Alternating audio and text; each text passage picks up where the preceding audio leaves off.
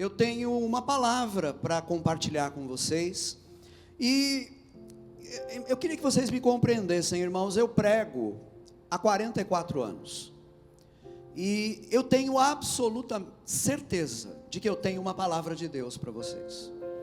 Não é uma palavra minha, não é uma ideia minha, não é uma palestra que eu quero fazer aqui. Eu tenho uma palavra de Deus para vocês e para mim, porque eu estou pregando também hoje para mim mesmo.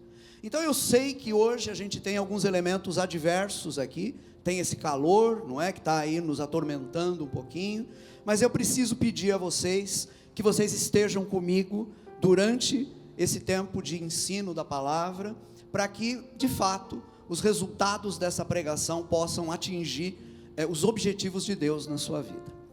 O tema que eu quero abordar com vocês hoje é a esperança da sua vinda. Eu quero falar sobre isso mesmo, quero falar sobre a vinda do Senhor, sobre a volta de nosso Senhor e Salvador Jesus Cristo, vindo sobre as nuvens do céu, com poder e grande glória. Para nós meditarmos nesse tema, eu vou convidar vocês a uma leitura do Evangelho segundo Lucas, capítulo 21, versículos 34 a 36. Evangelho de Lucas, capítulo 21, versículos 34 a 36, a palavra de Deus diz assim: acautelai-vos por vós mesmos, para que nunca vos suceda que os vossos corações fiquem sobrecarregados com as consequências da orgia, da embriaguez e das preocupações deste mundo, e para que aquele dia não venha sobre vós repentinamente como um laço, pois há de sobrevir a todos os que vivem sobre a face de toda a terra. Vigiai, pois, a todo tempo, orando, para que possais escapar de todas estas coisas que têm de suceder, e estar em pé na presença do Filho do Homem. Amém. Vamos orar. Pai, agradecemos pela Tua presença entre nós, pela Tua presença em nossas vidas, através do Teu Espírito Santo. O Senhor, Pai, Deus eterno, está presente em nós por meio do Teu Espírito. O Teu bendito Filho Jesus, que viveu entre nós, morreu, ressuscitou, foi assunto aos céus e hoje está sentado à tua direita no trono de glória. O teu bendito Filho também está presente em nós, através do teu Espírito Santo, e isso, Pai, é um privilégio que nós nem sequer temos como imaginar direito. Obrigado, Pai. Obrigado por essa realidade, que é a ação do teu Espírito Santo em nossas vidas e na tua igreja. Pai, o nosso pedido agora é que o teu bendito Espírito Santo ilumine a tua palavra e coloque a tua palavra, inscreva a tua palavra nos nossos corações. Pai, o Senhor conhece o peso do meu coração, o Senhor sabe quando eu preparava essa palavra, quando o Senhor me dava essa palavra, quais eram as minhas preocupações, quais eram, Pai, aqueles grupos de pessoas que o Senhor colocava diante de mim. Pai, eu entendo que a Tua palavra vai nos beneficiar a todos hoje, te dou graças por isso, mas eu entendo, Pai, que há dois grupos de pessoas em especial que a Tua palavra vai atingir hoje. Um desses grupos são essas pessoas que nunca te conheceram, que nunca te receberam como Senhor e Salvador, e o outro grupo são essas pessoas que, apesar de terem se tornado teus filhos e filhas, Pai, terem te amado e te servido, hoje estão frios na fé, e alguns inclusive estão distantes da fé. Pai, a minha oração é que o teu Espírito Santo converta corações, a minha oração é que o teu Espírito Santo aqueça aqueles corações que, embora convertidos, perderam o vigor durante a caminhada, e que o teu Espírito Santo nos vivifique a todos, para a glória do teu nome, em nome de Jesus, amém, amém. Muito bem, deixa eu começar, gente, dizendo para vocês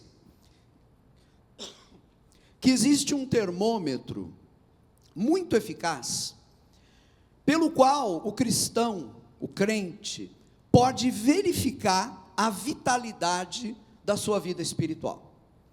É um teste que a gente pode aplicar à nossa própria vida espiritual, para ver se a nossa vida espiritual está saudável ou não. É um teste muito simples. Você precisa fazer para você mesmo a seguinte pergunta: quanto me é cara, quanto é preciosa para mim a ideia da volta de nosso Senhor e Salvador Jesus Cristo? Quanto me é preciosa a ideia de que um dia o nosso Salvador vai voltar? Essa ideia é importante para você? Ela tem um lugar na sua vida? Eu me recordo de ter lido muitos anos atrás sobre um homem, um irmão já idoso, um cristão maduro, e esse irmão idoso, todas as manhãs quando acordava, ele abria a janela, olhava o céu, e o primeiro pensamento que ele tinha, era também a primeira oração que ele fazia naquele dia. Ele dizia assim: Senhor, será hoje que o Senhor vai voltar? Consegue imaginar isso? Um irmão que vivia na expectativa do retorno do Senhor Jesus. Eu sou muito sincero em dizer para vocês, irmãos, que durante o meu primeiro ano de convertido, eu vivi desse jeito. Eu me converti aos 12 anos de idade, isso foi em 1978, e durante o meu primeiro ano de convertido, era assim que eu vivia. A ideia da volta de Jesus era uma ideia preciosa para mim, era uma ideia importante, eu vivia em função dessa verdade, eu sabia que isso ia acontecer um dia, e isso regulava a minha vida e a minha experiência com Deus. Mas infelizmente o tempo foi passando, o meu coração, por várias razões, foi se esfriando, e aconteceu que essa verdade, esse anseio pela volta de Jesus, foi se apagando na minha vida, até chegar um momento, gente, pasmem vocês disso, até chegar um momento em que eu comecei a considerar essa verdade uma verdade incômoda. Eu continuava na igreja, eu continuava cristão, mas eu já não queria que o Senhor voltasse. As coisas estavam muito bem, né? Minha vida estava indo, eu estava gostando muito dela, e eu não estava muito afim que o Senhor viesse interromper aquilo que eu estava vivendo. Uma coisa curiosa comigo, fazer o quê? Eu estudo teologia desde os 12 anos de idade, eu acabei procurando nessa época argumentos teológicos, para tentar fugir dessa verdade acerca da volta do Senhor, e eu descobri que existem muitos argumentos teológicos, existe uma má teologia, uma teologia ruim, uma teologia que esfria o coração do ser humano, e essa teologia se presta a fornecer argumentos para quem quer dizer, bem, a volta do Senhor não é exatamente isso. Eu acabei sendo uma vítima e um participante, porque consciente, né, envolvido desse tipo de situação. O resultado disso foi apenas aumentar a frieza que já estava no meu coração. Vejam, foi porque o meu coração começou a esfriar, que eu comecei a perder essa verdade, e à medida que eu perdia essa verdade, à medida que eu fugia dela, a frieza no meu coração apenas aumentava. Agora, por outro lado, quando Deus, pela sua misericórdia, porque foi apenas isso, foi apenas a misericórdia de Deus, quando Deus, pela sua misericórdia, me visitou e me aqueceu o coração de novo, gente, eu nem sei como é que eu falo isso para vocês, porque eu tenho que falar das lágrimas, do coração cheio de calor, quando eu comecei a pensar novamente na volta de Jesus. Eu me lembro de coisa de alguns anos, de poucos anos atrás, né, menos de 2 anos atrás, estar em casa, ali na pia da cozinha, fazendo uma coisa que eu faço de vez em quando tenho tempo, estava lavando a louça, e enquanto eu lavava a louça, eu estava com fone de ouvido, e estava ouvindo algumas músicas cristãs, que eu ouvia lá atrás, naquele tempo em que meu coração estava quente. Olha que coisa interessante, quando meu coração ficou aquecido para Deus de novo, eu voltei a ouvir aquelas canções, que naquele tempo, lá no passado, me aqueciam o coração, porque durante aquele tempo de frieza, essas canções já não diziam nada para mim. Eu estou dando esses detalhes com muita precisão hoje de propósito, porque eu sei que eu estou descrevendo não apenas a situação pela qual eu passei, eu sei que eu estou descrevendo a situação pela qual muitas pessoas estão passando agora. Pessoas que estão aqui, pessoas que estão me ouvindo pela internet, passaram exatamente por essa situação, estão passando exatamente por essa situação. E lá estou eu lavando louça, não é? Ouvindo canções de um álbum antigo, de um grupo chamado Grupo Elo, um álbum lançado no começo dos anos 80, chamado Ouvi Dizer. Se vocês quiserem, pode procurar nesses aplicativos de música, vocês vão encontrar com facilidade. E tem uma canção lá, gente, que parece uma canção infantil, Parece assim, letrinha escrita para criança, mas aquilo me levou às lágrimas. A música dizia assim: céu, lindo céu, céu, lindo céu, há mansões celestiais, todas feitas por Deus. Céu, lindo céu, céu, lindo céu, eu vou para o céu, lindo céu, com Cristo vou morar no lindo céu. Está lá aquela melodia meio infantil chegando aos meus ouvidos e eu me debulhando de chorar, porque aquilo voltou a conversar comigo, aquela verdade voltou a fazer eco no meu coração. Aí eu continuo ouvindo aquele álbum enquanto lavo a bendita louça e chego na última faixa do álbum e um irmão canta desse jeito, uma faixa chamada Autor da Minha Fé. É uma oração. Ele diz assim: ó Pai, eu queria tanto ver o meu Senhor descer, vindo me encontrar. Gente, durante muito tempo isso não significou nada para mim, mas agora, pela graça de Deus, isso estava fazendo sentido novamente, isso novamente tinha um significado para a minha vida. A lição que a minha própria experiência me ensinou é uma lição muito simples.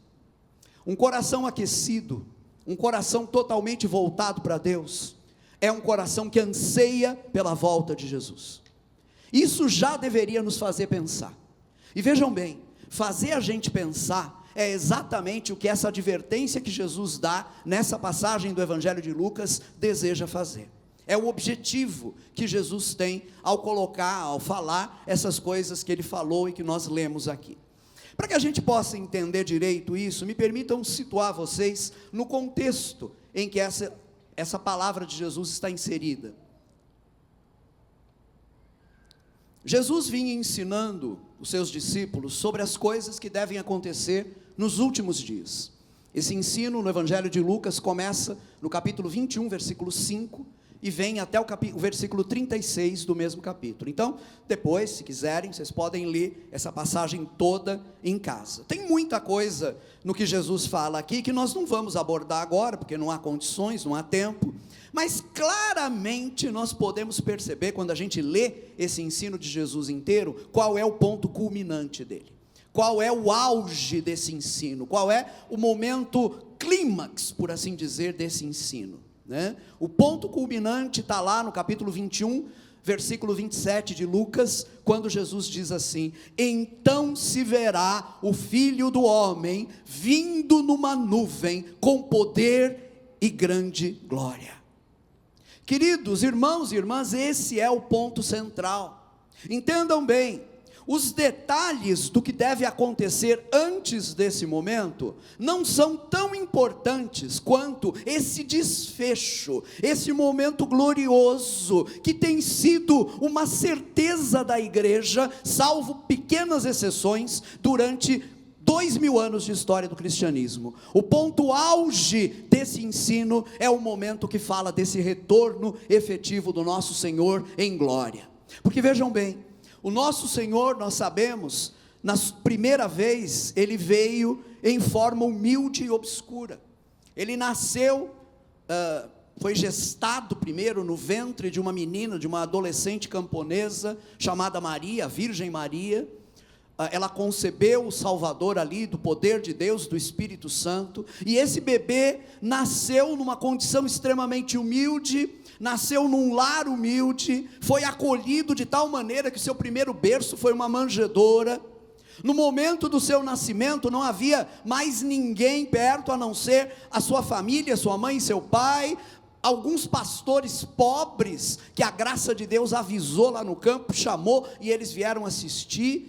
E aconteceu de estarem ali também 3 homens sábios que vieram de outra terra, porque Deus também na sua misericórdia tinha avisado aqueles homens, e eles vieram ver o que estava acontecendo. Mas notem, todas essas pessoas estão olhando para um bebê, gente, na sua fragilidade, na fragilidade costumeira de qualquer bebê, um bebê cuja vida poderia ser interrompida num instante, porque é algo frágil, é uma vida que está começando. Olhando aquele bebê, ninguém dizia que ali estava o Rei da Glória, o Rei dos Reis, o Senhor dos Senhores, poderoso Deus. Eu estou aqui citando, hoje eu estou num dia de cânticos aqui, eu estou citando a primeira linha, o primeiro verso de uma outra canção, que muito me inspira, que diz exatamente isso, né? O Rei da Glória, o Rei dos Reis, de um irmão muito querido, chamado Guilherme Kerr Neto. Vocês também podem encontrar por aí essa música. Mas vejam, o Rei da Glória estava ali, mas isso não era visto. As insígnias da glória do nosso Senhor estavam ocultadas naquele bebê, por trás da humanidade dele. Pois bem, aquele bebê cresceu, aquele bebê teve a sua vida, o seu ministério. Já como um homem, ele foi morto, nós sabemos que ele foi morto pelos nossos pecados, mas depois de morto ele ressuscitou. 40 dias após a sua ressurreição, ele subiu aos céus, ele foi, como diz a Escritura, assunto aos céus, né? Ele ascendeu aos céus, e esse foi um momento impressionante. Quer dizer, tudo no que diz respeito à obra de Jesus é absolutamente impressionante, mas depois da morte e ressurreição de Jesus, as coisas vão se sucedendo, né? Os discípulos ficam muito chateados quando Jesus morre, porque eles não entendiam a necessidade disso, mas logo depois, ao verem o Senhor ressuscitado, eles ficam impressionados, empolgados. Durante 40 dias, Jesus aparece para eles, convive com eles, come com eles, ensina-os acerca do reino de Deus.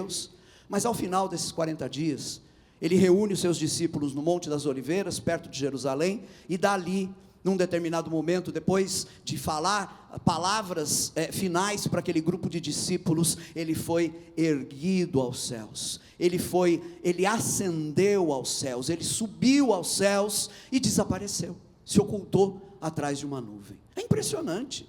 E eu fico imaginando aqueles discípulos vendo o Senhor que está falando com eles aí, de repente começa a ser erguido, vai subindo, até desaparecer. Querido, querida, eu e você, se estivéssemos lá, teríamos a mesma reação. A gente ficaria olhando para cima, pasmo, perplexo, imaginando, meu Deus, o que é isso, né?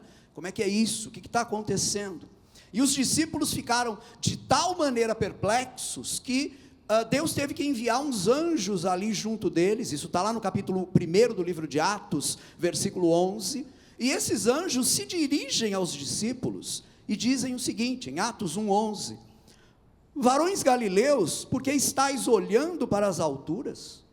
Esse Jesus, que dentre vós foi assunto aos céus, ou seja, que ascendeu aos céus, que subiu aos céus, esse Jesus, que dentre vós foi assunto ao céu, assim virá do modo como o viste subir. Gente, podemos dizer que desde então, desde esse momento, a igreja tem vivido na espera desse retorno glorioso do Senhor. Eu posso até dizer que em seus melhores momentos, nos seus momentos de maior vida espiritual, essa tem sido a esperança da igreja. Entendam bem, o mesmo teste individual que eu propus para vocês, né? Perguntar para a gente mesmo, é importante para mim essa ideia da volta de Jesus, do retorno de Jesus? Esse mesmo teste nós podemos aplicar coletivamente à igreja. A igreja coletivamente deve se perguntar, é importante para nós essa ideia? Se é importante, quanto dessa ideia governa a nossa vida? Quanto dessa ideia está presente na nossa vida, na vida da igreja, na pregação da igreja? É o que eu estou tentando dizer, nos tempos de maior vitalidade espiritual da igreja, essa ideia estava clara. Eu estou querendo convidar vocês hoje a nos deixarmos medir hoje, por esse teste. Vamos aplicar esse teste a nós mesmos. Eu convido vocês a fazermos isso, dando ouvidos às palavras que o nosso Senhor nos dirigiu, nessa passagem que a gente leu no início da pregação. Tem 3 coisas que eu gostaria de sublinhar para vocês, a partir dessa passagem. Primeiro eu quero falar da certeza em torno dessa promessa, de que o nosso Senhor vai voltar. A seguir, eu quero abordar o perigo que nos ronda, quando se trata desse assunto. E finalmente, eu quero considerar com vocês a ordem que o nosso Senhor Jesus nos deu, para escaparmos desse perigo. Deixa eu perguntar para vocês, apesar do calor e tudo mais, vocês estão comigo nesse trajeto, sim ou não? Vamos em frente? Muito bem, então. Vamos começar, gente, então, pela certeza.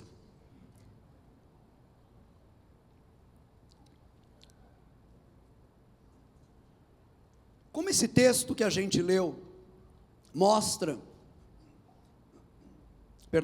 como o texto que a gente leu mostra de uma maneira muito clara, esse dia do retorno do Senhor, da volta do Senhor, ele virá, ele vai acontecer. O Antigo Testamento chamava esse dia de dia do Senhor. Jesus, com a sua autoridade, porque Jesus tem autoridade para nos dar o sentido mais profundo e verdadeiro das Escrituras, Jesus, com a sua autoridade, ele nos mostra que as expectativas do antigo Israel sobre o dia do Senhor devem ser transportadas para esse dia que ele está abordando na passagem que a gente leu.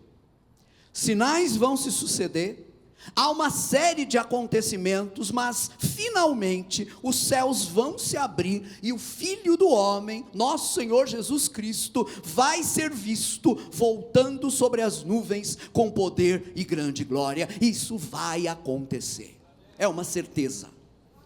Com a sua linguagem particularmente expressiva, o livro do Apocalipse confirma isso. Se vocês derem uma olhada comigo em Apocalipse capítulo 1, versículo 7, verão isso.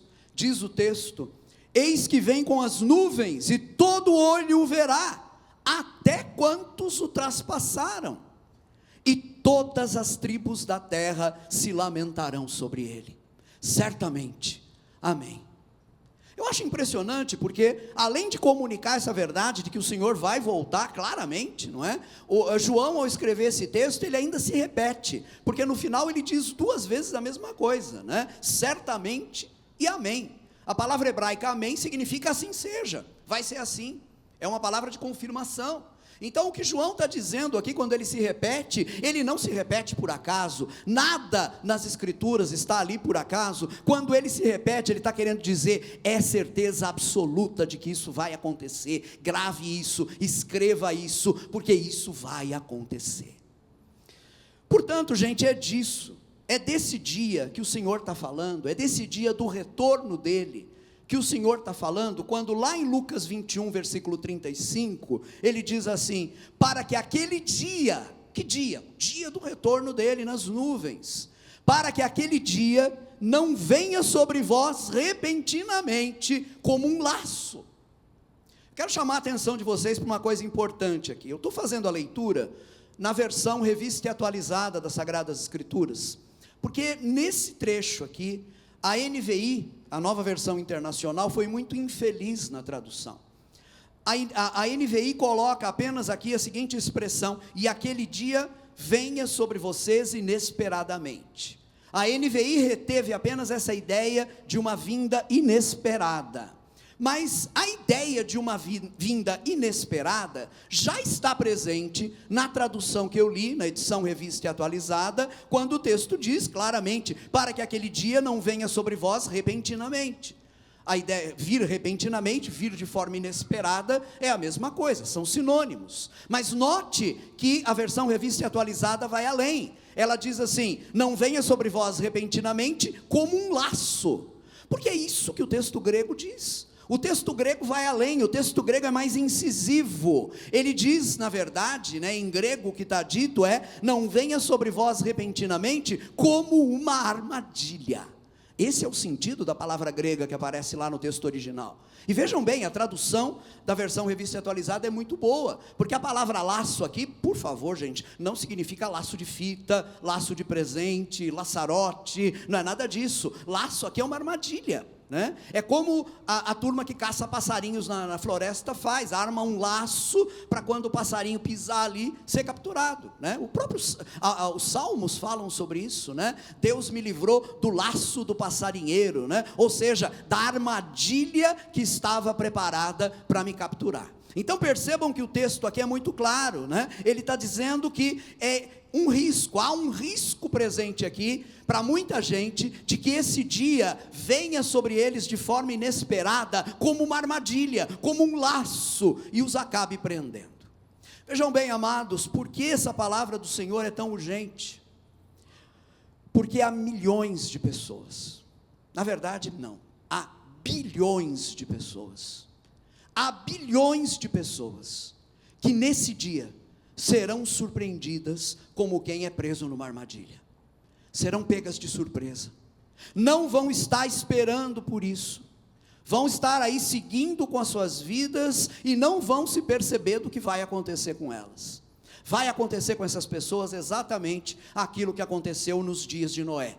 Quem diz isso é o próprio Senhor Jesus, lá no capítulo 24 de Mateus, versículos 38 e 39. Diz o nosso Senhor: porquanto assim como nos dias anteriores ao dilúvio, comiam e bebiam, casavam e davam-se em casamento, até o dia em que Noé entrou na arca, e não o perceberam, senão quando veio o dilúvio e os levou a todos, assim será também a vinda do Filho do Homem. As pessoas vão estar aí, seguindo com as suas vidas, indo para os seus trabalhos, saindo dos seus trabalhos, indo para os seus prazeres, se divertindo, se embriagando, casando, dando-se em casamento, e sem perceber, inesperadamente, vão ser pegas nesse dia, como quem cai numa armadilha. O que vai acontecer nesse dia? Um fato absolutamente único na história: os céus vão se abrir, e o Filho do Homem, o nosso Senhor Jesus Cristo, aquele que nasceu em Belém, aquele que padeceu no Calvário, ele vai ser visto vindo sobre as nuvens dos céus, com poder e grande glória. Isso vai acontecer. Irmãos queridos, amigos queridos, por favor, não deixem que uma pretensa racionalidade roube de vocês a certeza quanto a essa verdade. Eu estou falando isso de cátedra, de cadeira, porque foi o que aconteceu comigo. Uma pretensa racionalidade me roubou essa verdade durante muito tempo. Conheço pessoas que falam, que argumentam, e eu mesmo, durante esse tempo de escuridão na minha vida espiritual, aderi a essa interpretação, e para minha vergonha, ensinei isso aos meus alunos de teologia, e por isso atrapalhei a vida de muitos deles, ajudei a esfriar o coração dos meus alunos. Há pessoas que argumentam dizendo: como é possível isso? Vejam bem, esse texto não pode ser entendido literalmente, porque não dá. Como é que o Senhor vai aparecer vindo sobre as nuvens e vai ser visto por todo mundo ao mesmo tempo? Isso não é possível, porque o planeta é um globo, o planeta tem uma curvatura, e como o planeta tem essa curvatura, como é possível que isso aconteça? Meu querido e minha querida, por acaso a curvatura do planeta é um problema para aquele que é o Criador do planeta? Por acaso isso vai ser algum empecilho para aquele que com seu poder, numa palavra, criou o planeta onde nós vivemos? Eu não sei explicar isso, você também não sabe, mas o fato é que nesse dia, eu vou estar aqui em Osasco, você vai estar lá na Austrália, do outro lado do mundo, mas nós vamos ver ao mesmo tempo o céu se abrindo e o nosso Senhor vindo sobre as nuvens com poder e grande glória. Isso vai acontecer. Não permita que nada roube essa verdade de você. Agora, o que vai significar essa vinda para aqueles que forem pegos de surpresa? Para aqueles sobre os quais ela vai vir como um laço, como uma armadilha. A urgência da questão toda está ligada a isso, e é por isso que eu estou falando sobre esse tema. Amados, para aqueles que esperam a vinda do Senhor, para aqueles que aguardam, para aqueles que são como aquele homem que eu mencionei no começo da mensagem, que abria a janela e dizia com ansiedade: Senhor, será hoje que o Senhor retorna? Para essas pessoas, a vinda do Senhor vai ser alegria, vai ser regozijo, vai ser glória. Mas não vai ser assim para aqueles que forem pegos de surpresa. Por isso, o texto de Apocalipse, que a gente leu agora há pouco, ele acrescenta uma observação que pode parecer até misteriosa, enigmática. Depois de dizer que o Senhor virá sobre as nuvens, ele diz assim: e todas as tribos da terra se lamentarão sobre ele. Ora, por que isso? Por que as tribos, os povos da terra vão se lamentar no momento do retorno do Senhor? Jesus deixou claro esse motivo na famosa parábola do trigo e do joio. Vocês podem ler sobre essa parábola em Mateus capítulo 13, versículos 24 a 30. Ali Jesus ressalta que na colheita, o trigo vai ser recolhido nos celeiros, nos depósitos, mas o joio, aquela erva daninha que parece trigo, que cresce junto com o trigo, mas que não é trigo, o joio vai ser atado em feixes e vai ser lançado no fogo. E um pouquinho à frente, lá em Mateus 13, quando Jesus vai interpretar, explicar essa parábola, Jesus diz assim: pois assim como o joio é colhido e lançado ao fogo, assim será na consumação do século. Mandará o Filho do Homem os seus anjos, que ajuntarão do seu reino todos os escândalos e os que praticam a iniquidade, e os lançarão na fornalha acesa. Ali haverá choro e ranger de dentes. Meus irmãos, quem está falando aqui é Jesus, não sou eu, não é a minha palavra, não é uma ideia preferida do Rui, é o que o próprio Jesus está dizendo. E por favor, aprendam comigo hoje aquilo que eu aprendi a duras penas, depois do meu período de escuridão e trevas espirituais. Você não pode escolher na Bíblia e acreditar que são palavras de Jesus, apenas aquelas que dizem o que você quer, apenas aquelas que concordam com a sua ideia. Nós temos que entender toda a escritura e todo o testemunho dela como palavra viva de Deus. Ou a Bíblia inteira é palavra de Deus para nós, ou nada na Bíblia é palavra de Deus para nós. É assim que funciona, é assim que a escritura exige ser entendida e interpretada.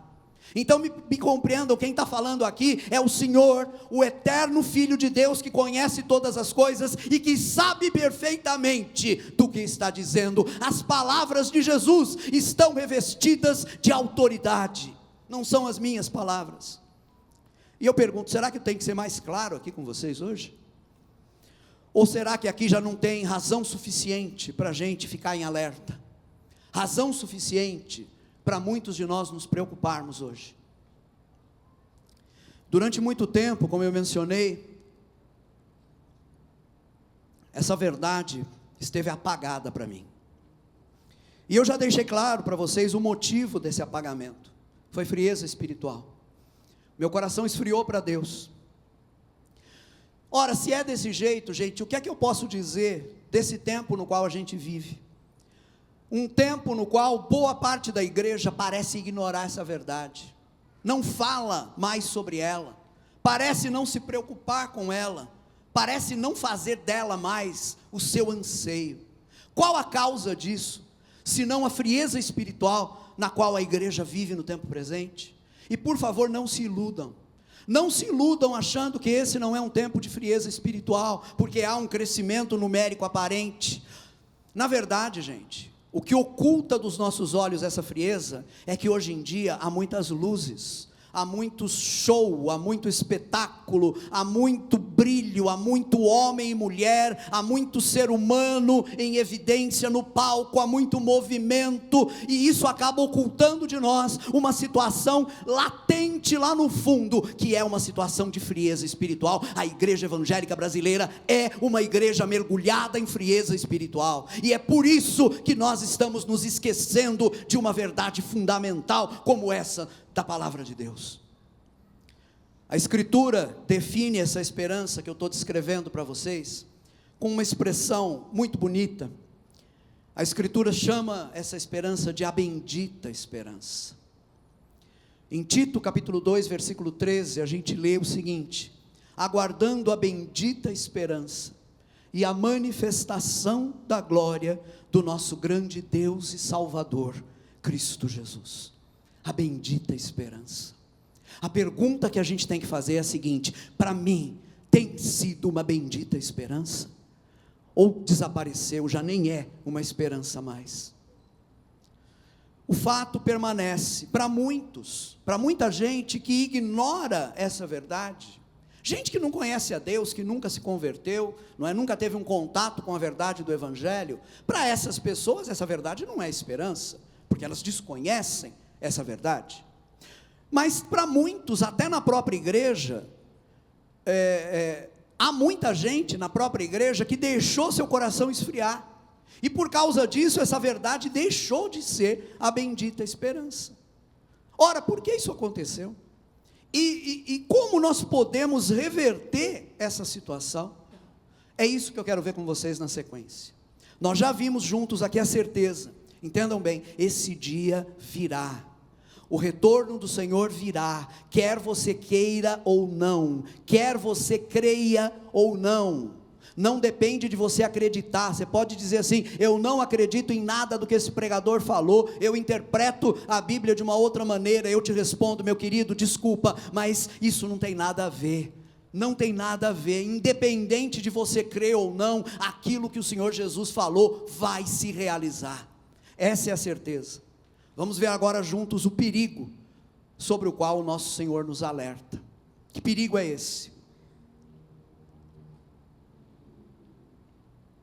Diz Jesus em Lucas 21, 34 e 35: acautelai-vos por vós mesmos, para que nunca vos suceda que os vossos corações fiquem sobrecarregados com as consequências da orgia, da embriaguez e das preocupações deste mundo, e para que aquele dia não venha sobre vós repentinamente, como um laço, pois há de sobrevir a todos os que vivem sobre a face de toda a terra. A Nova Versão Internacional traduz as expressões que aqui na Revista Atualizada aparecem como orgia, embriaguez e preocupações deste mundo. A NVI traduz como libertinagem, bebedeira e ansiedades da vida. É uma boa tradução. Em essência, essas palavras estão indicando uma fixação nas coisas deste mundo. As duas primeiras palavras podem até parecer pesadas, já que orgia ou libertinagem é uma palavra que na verdade descreve todo tipo de desregramento, ou seja, todo tipo de vida fora dos padrões de Deus. Enquanto embriaguez ou bebedeira são palavras que parecem ter um sentido muito mais restrito, descreve uma pessoa que se embriaga, que fica embriagada. E alguém pode, nesse momento, argumentar, dizendo: mas veja, eu não vivo em orgias, né? eu não sou um libertino, eu não vivo me embriagando. Na verdade, gente, essas expressões estão indicando todo aquele que faz das coisas desta vida a razão máxima do seu viver. É disso que Jesus está falando. De você pegar essas coisas, que são coisas dessa vida, e tornar essas coisas a razão da sua própria vida. Trata-se de viver em função dessas coisas. Vejam bem, eu vou dar um exemplo aqui, né?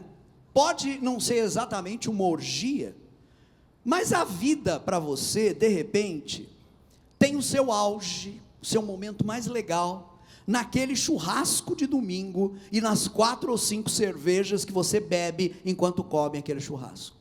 De repente, a sua vida se tornou isso. E você começa a perceber que você fica ansioso pelo momento, né, de chegar o domingo, e se você vem ao culto das 11 horas aqui na Carisma, você fica até preocupado, porque esse pregador de hoje parece que não quer parar de falar, porque você quer imediatamente sair daqui e voltar para essa prática sem a qual você já não consegue mais imaginar um domingo que seja válido para você, mergulhar no churrasco e mergulhar ali nas suas latinhas de cerveja.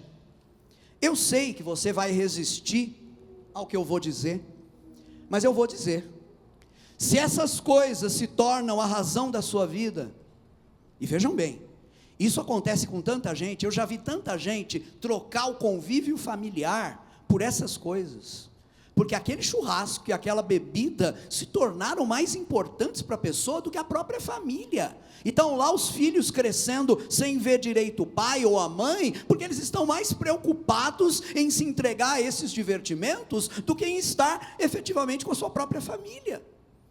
Se você faz dessas coisas a razão da sua vida, então compreenda, você está nesse caminho da orgia e da embriaguez, você está nesse caminho sim da libertinagem e da bebedeira.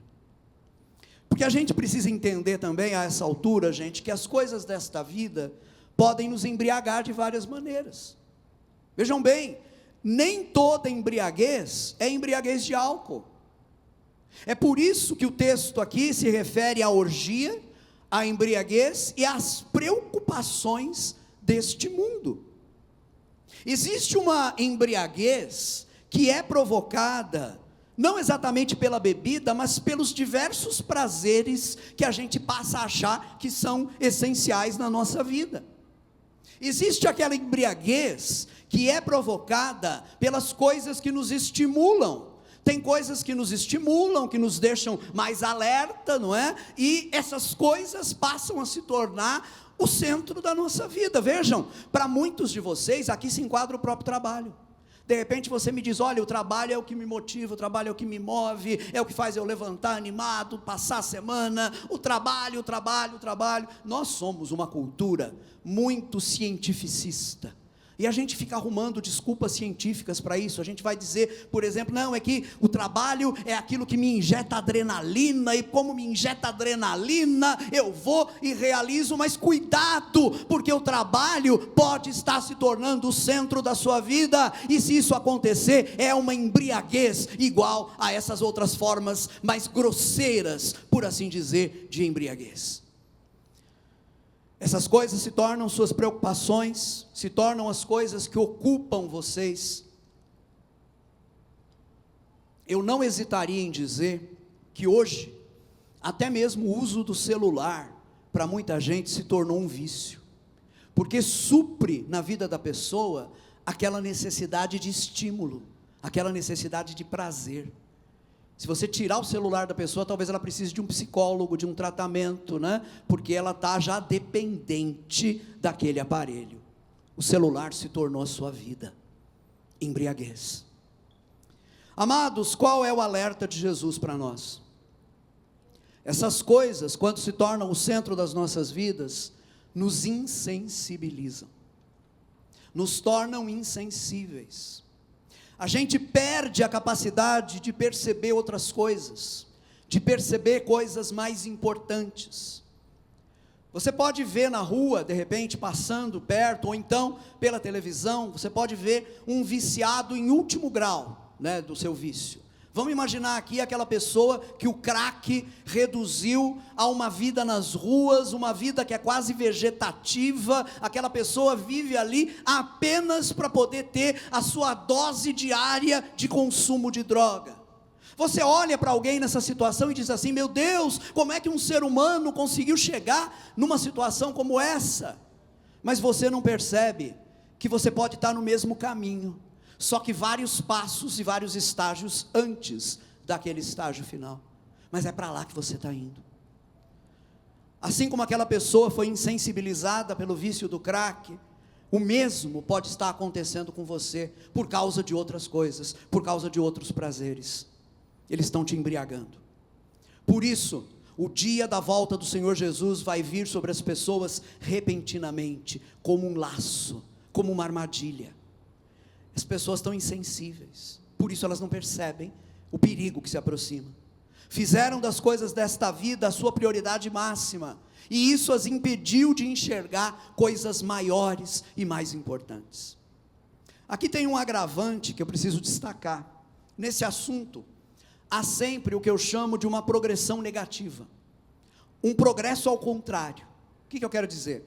Quem vive desse jeito, se entregando às coisas desse mundo, se tiver tempo, vai percorrer todos os estágios da degradação. Se tiver tempo, você vai até o fim. Acredita no que eu estou te falando.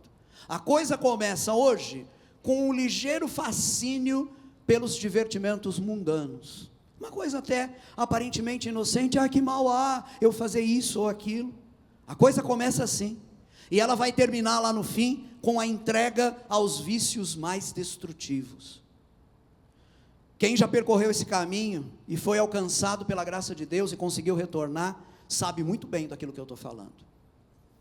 Se você não é cristão, essa situação de insensibilidade é de fato a sua situação, ainda que você não perceba, e obviamente você não percebe, porque você está insensível, você não consegue perceber que você está nessa situação. Por isso a palavra de Deus faz um alerta para você hoje, e o alerta é o seguinte: acorde enquanto é tempo. Acorde enquanto é tempo.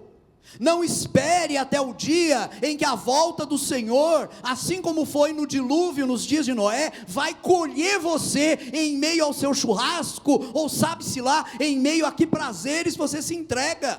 Não espere isso acontecer. Agora é o tempo de mudar, agora é o tempo de acertar sua vida com Deus. Agora, essa insensibilização pode acontecer até mesmo a cristãos.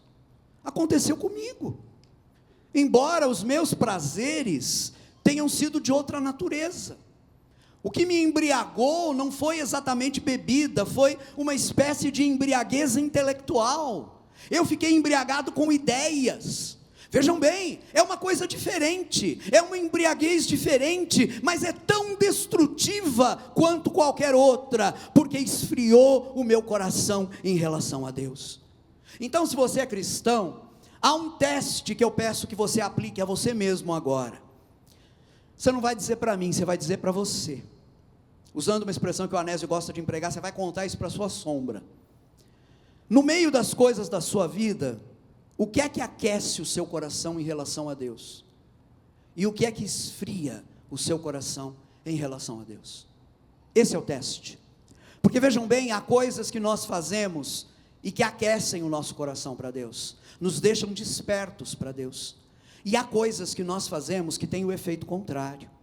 Você sabe o que aquece o seu coração para Deus, e o que esfria o seu coração? Eu não quero parecer legalista, mas o que eu vou dizer aqui agora é meio incontornável. Vejam bem, há músicas que você escuta, há livros que você lê, há séries que você assiste, que não enchem o seu coração de desejo por Deus. Você sai de uma sessão de escuta musical, ou de uma sessão assistindo uma série, ou de uma leitura, com o coração frio para com Deus. Aquilo te esfria. E conhecendo parte desses materiais que andam por aí, não é de se estranhar que aquilo esfrie teu coração. É quase impossível não esfriar o teu coração. Eu não estou dizendo que não podemos ouvir música não cristã, ou que não podemos ler livros não cristãos. Se fosse assim, eu teria um sério problema, porque a maior parte do meu trabalho consiste em ler livros que não foram escritos por cristãos. Eu faço isso todo dia. Mas não é disso que eu estou falando. Eu não estou falando ainda que não podemos assistir séries. O problema é outro. O problema é muito mais grave. A questão é, essas coisas vão dominar os nossos corações? Nós vamos permitir que essas coisas dominem os nossos corações? Se vão, elas vão se tornar para nós embriaguez, orgia e preocupações desta vida, porque vão se tornar o centro da nossa vida. Será que a gente está numa situação assim? E se nós estivermos, o que fazer? Como escapar disso? Nós já vimos a certeza que Jesus nos transmite nesse texto. O dia da sua volta virá. Isso é uma certeza. Nós já vimos também o perigo que nos cerca.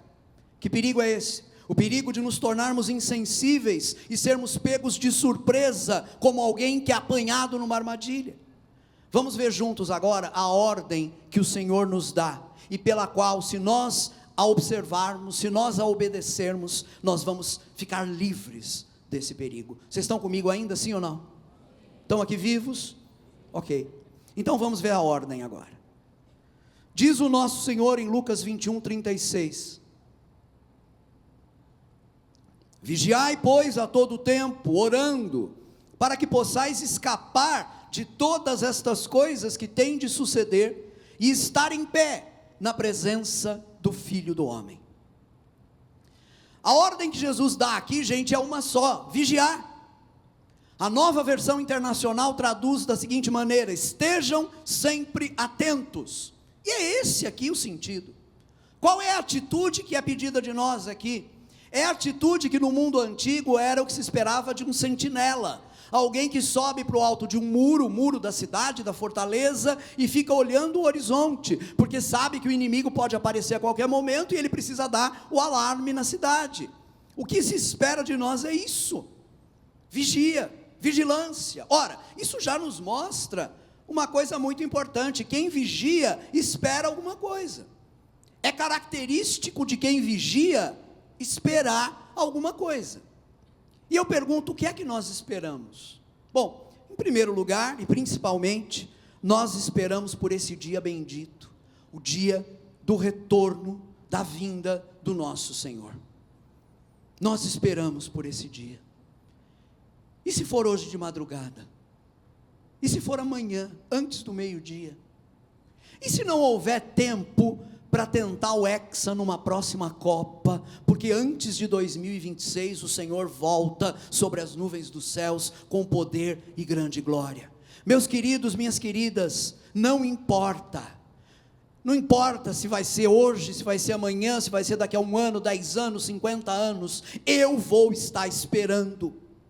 O meu coração está diante do Senhor.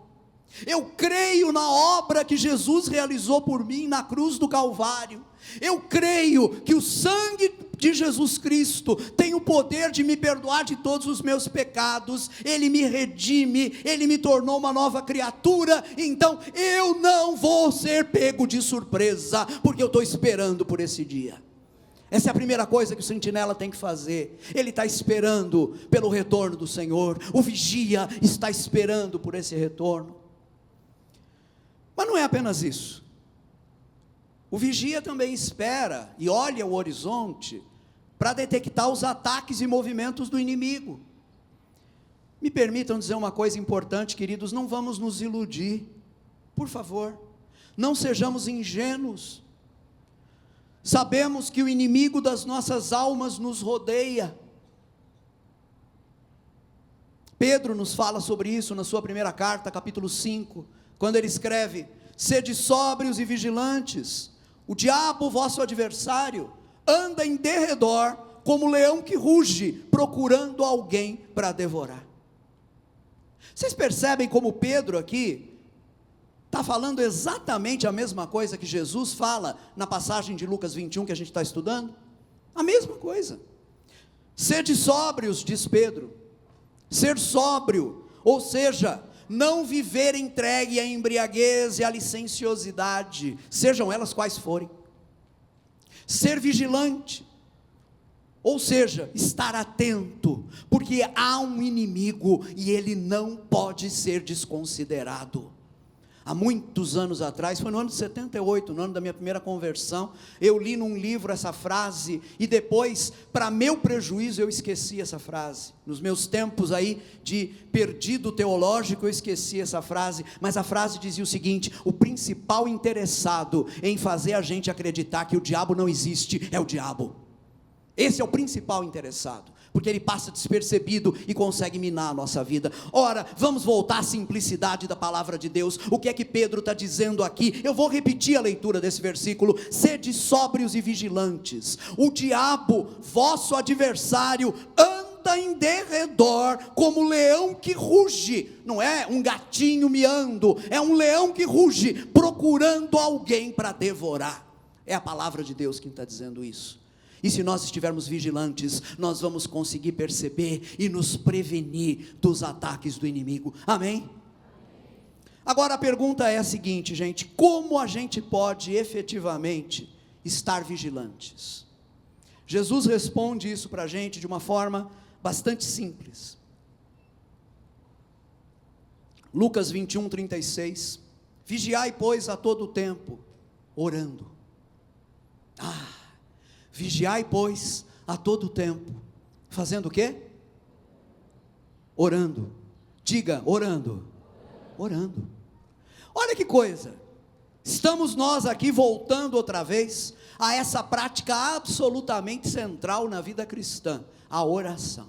Eu nem sei quantas vezes nos últimos anos o Anésio pregou sobre isso, trouxe uma mensagem para dizer: você precisa orar, você precisa ter vida diária com Deus, verdade ou não? Concordam comigo? Eu nem sei quantas vezes. Nas minhas últimas pregações eu tenho falado isso de forma insistente, porque, queridos, eu percebi pela minha própria experiência, Vocês querem saber qual é a primeira coisa que acontece quando alguém tem um coração que fica frio para Deus? Quando o coração de alguém esfria para Deus, a primeira coisa que acontece é que essa pessoa deixa de orar.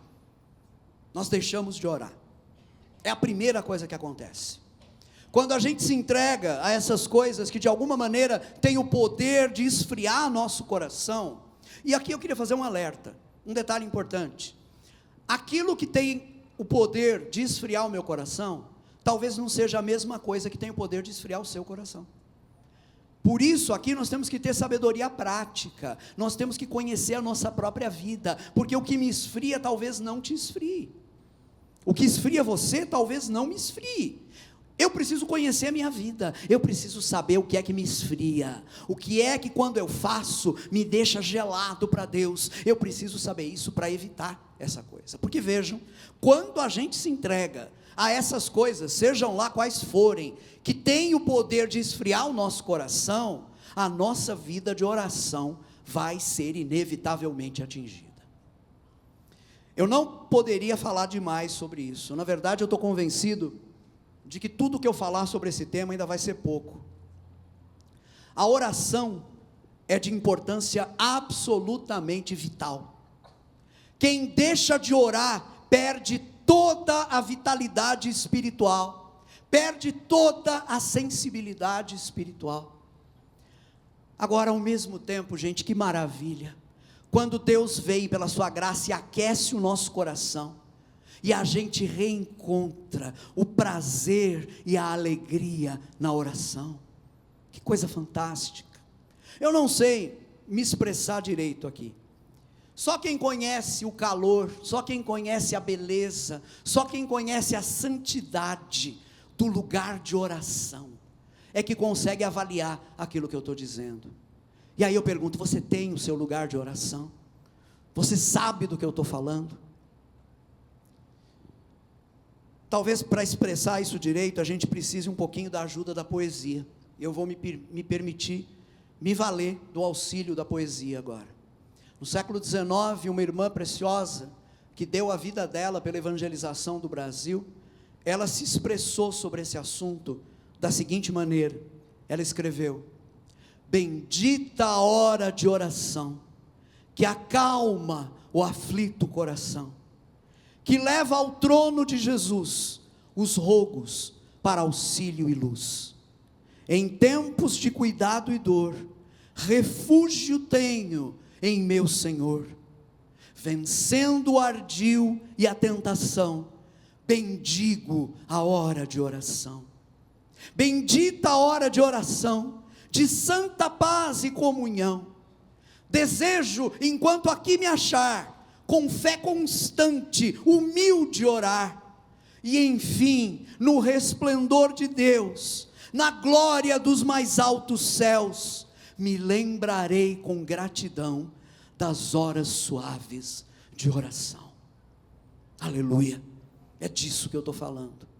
Meu irmão, minha irmã, você não entende por que razão você anda fraco na fé, você não entende porque a tentação tem tido tanto poder sobre a sua vida, tem se tornado tão forte na sua vida.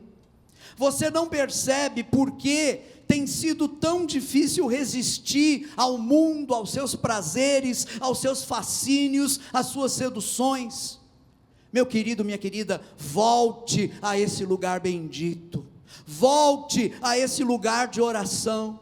Faça disso prioridade na sua vida, buscar a Deus, ter comunhão com Ele todos os dias, na oração, nessa conversa simples, desimpedida entre você e o Pai, essa conversa que você pode ter com Ele, por causa de Jesus e da obra que Ele realizou. A única possibilidade de vigiar, de estar atento, é fazer isso em oração. Eu poderia acrescentar aqui inúmeros textos bíblicos que ensinam essa verdade, mas o tempo não me permite. Eu peço que vocês me permitam apenas terminar essa pregação, indicando a razão adicional pela qual Jesus nos exortou, nos aconselhou a fazermos isso, a vigiarmos, a sermos temperantes. principal razão já ficou clara. Jesus está nos dizendo para fazermos isso, para que nós não sejamos colhidos de surpresa por esse dia que virá inevitavelmente sobre todos os que vivem neste mundo. Me permitam lembrar vocês de novo de Lucas 21:35, pois esse dia há de sobrevir a todos os que vivem sobre a face de toda a terra. Vai acontecer. Agora, o assunto é tão importante, que o Senhor Jesus achou necessário ir além, deixar isso mais claro ainda, porque Ele acrescentou no final da sua advertência, as seguintes palavras, Ele diz: vigiai pois a todo tempo orando, para que possais escapar de todas estas coisas que têm de suceder, e estar em pé na presença do Filho do Homem. Para que possais escapar de todas essas coisas que têm de suceder. Se a gente ler com atenção todo o trecho que contém esse ensino de Jesus, Lucas 21, do versículo 5 até o 36, a gente vai ver que, entre outras coisas, Jesus está dizendo ali que os tempos que vão anteceder a volta de Jesus vão ser tempos difíceis. Vão ser tempos difíceis. Vai ser inclusive um tempo de intensa perseguição contra a igreja. Se não contra toda a igreja, ao menos contra a parte da igreja que permanecer fiel a Deus, porque esse também vai ser um tempo de apostasia da igreja, vai ser um tempo em que uma parte da igreja vai abandonar a verdade de Deus. Então vai ser um tempo difícil, vai ser um tempo de luta, vai ser um tempo de perseguição, e o Senhor Jesus está nos dizendo aqui: vocês não vão sobreviver se vocês não vigiarem. E a base da vigilância está nessa vida de oração e de comunhão com Deus. Então Ele está dizendo: façam isso, para que vocês possam atravessar esse período e escapar de todas essas coisas que tem que acontecer. Mas Ele vai além e diz ainda: para que possais estar de pé na presença do Filho do Homem. Isso é fantástico. Essa ideia é uma ideia que me apaixona já há muitos anos. Essa expressão que Jesus usa, para que possais estar de pé na presença do Filho do Homem. Vejam bem, queridos, no momento do retorno do Senhor, quando Ele for visto voltando sobre as nuvens com poder e grande glória, como nos diz o livro do Apocalipse, muita gente vai se esconder nos abrigos, buracos e cavernas, tentando fugir da face daquele que se assenta no trono e da face do Cordeiro de Deus.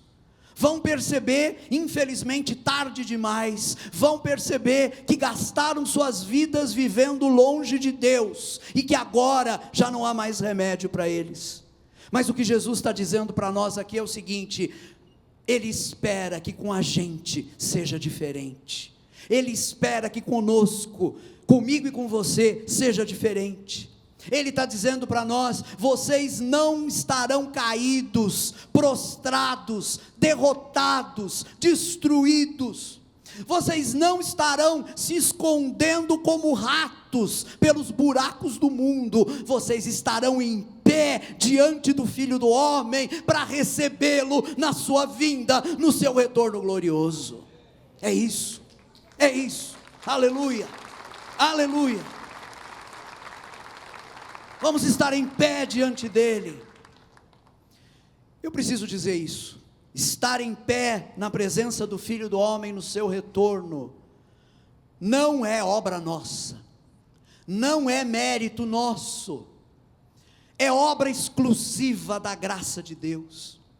É nessa graça, gente, manifestada na obra de Jesus, na obra que Ele realizou por nós, é nessa graça que nós devemos estar baseados. Por nós mesmos, eu e você somos fracos, a gente vai falhar, a gente vai fracassar, mas alicerçados na graça de Deus, alicerçados na obra que Jesus realizou em nosso favor, nós seremos vitoriosos. Nessa ideia de estar de pé na presença do Filho do Homem, no seu retorno, inclusive, há uma ligação muito forte com a ideia de testemunho. Assim como Noé foi testemunho para a sua geração, enquanto ele construía a arca. Da mesma maneira, eu e você, através do nosso estilo de vida, devemos ser testemunho dessas verdades diante do mundo no qual vivemos. E o Senhor espera que no seu retorno Ele nos encontre de pé, testemunhando desse retorno.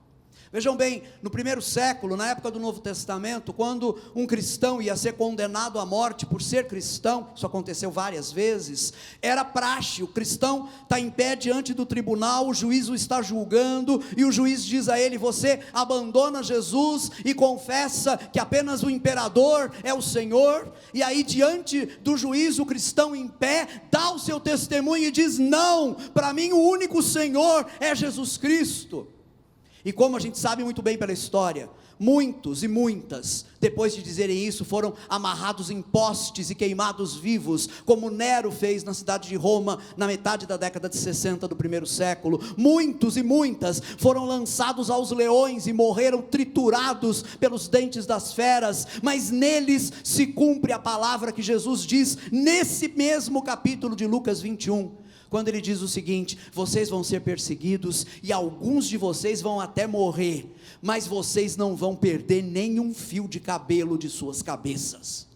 Consegue entender isso? Jesus não está dizendo que você não vai ter problema. Jesus está dizendo que você vai ser perseguido, e alguns de vocês vão até morrer, mas vocês não perderão nenhum fio de cabelo da cabeça de vocês, porque se eu perder minha vida testemunhando do Senhor, eu ganho a minha vida diante dele por toda a eternidade. Então, essa expressão aqui, ela também nos olha um pouco como mártires. Vejam bem, não estranhe essa palavra. A palavra grega para mártir significa apenas testemunha. É isso. Estar de pé e testemunhar, esperando o Senhor nessa posição vitoriosa. Agora eu pergunto, gente, qual é o segredo dessas pessoas? Qual é o segredo desses mártires? Qual é o segredo dessas testemunhas? Será a força delas? Será a coragem delas? De forma alguma. Me permitam ler o último texto que eu tenho para hoje, Apocalipse capítulo 12, descrevendo exatamente, numa palavra que se refere aos cristãos de todas as épocas, mas que tem como objetivo inicial e primário, aquela geração de cristãos que vai estar viva quando o Senhor voltar, vindo sobre as nuvens com poder e glória. Se referindo a essa geração, vejam o que diz Apocalipse, capítulo 12, versículo 11, eles, pois, o venceram. Venceram quem? O diabo.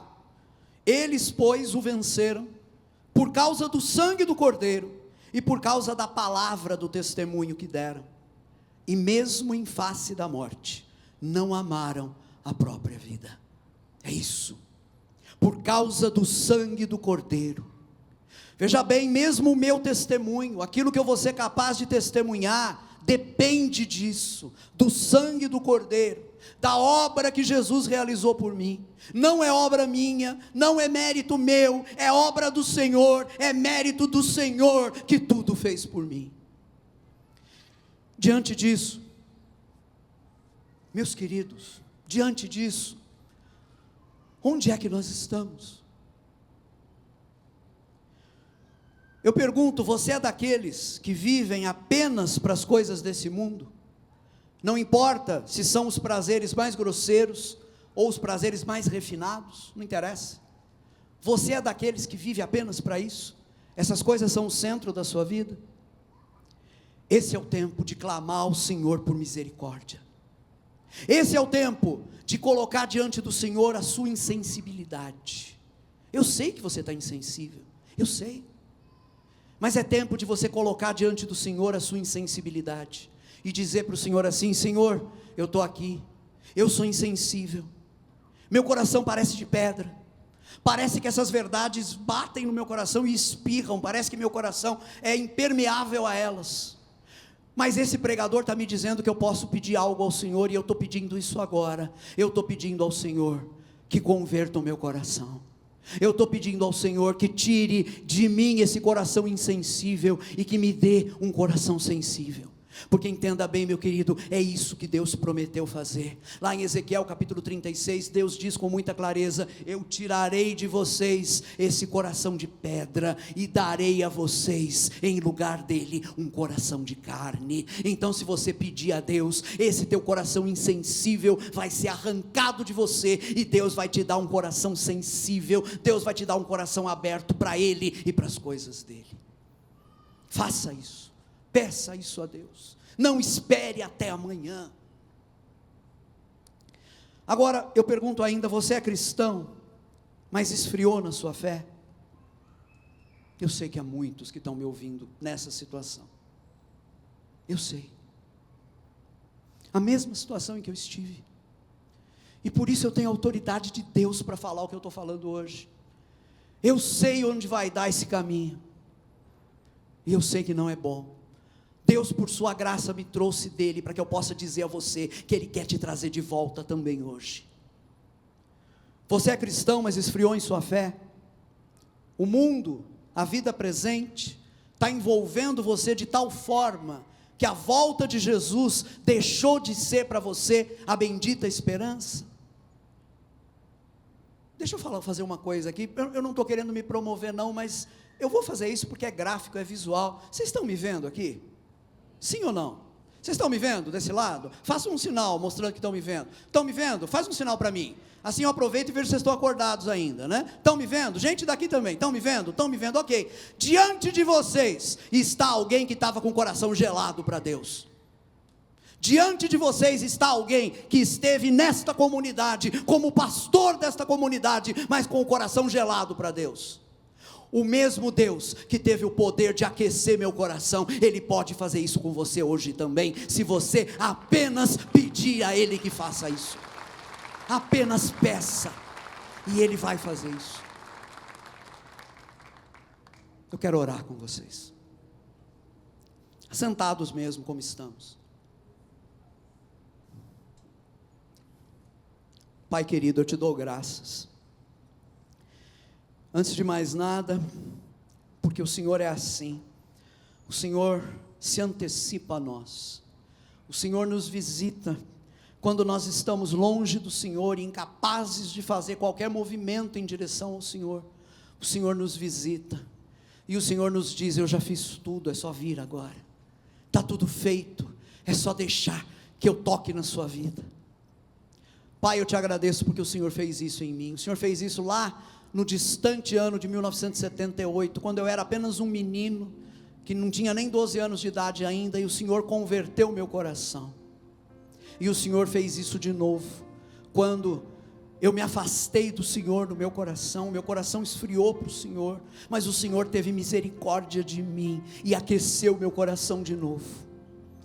Pai, eu oro por aqueles e aquelas que se encontram hoje, nessa situação de insensibilidade, gente que nunca te conheceu, que nunca foi convertido ao Senhor, mas que hoje, ouvindo essa palavra, o Espírito Santo despertou seus corações, alertou seus corações, e eles estão agora lidando com essa insensibilidade, dizendo: o que é que eu faço com isso? Pai, no nome de Jesus, eles estão te pedindo agora: Deus, se o que esse pregador está dizendo é verdade, tira o meu coração de pedra e me dá agora um coração de carne. Eles estão pedindo isso agora, e eu peço ao Senhor agora: faz isso na vida dessas pessoas, para a glória do teu nome, Senhor.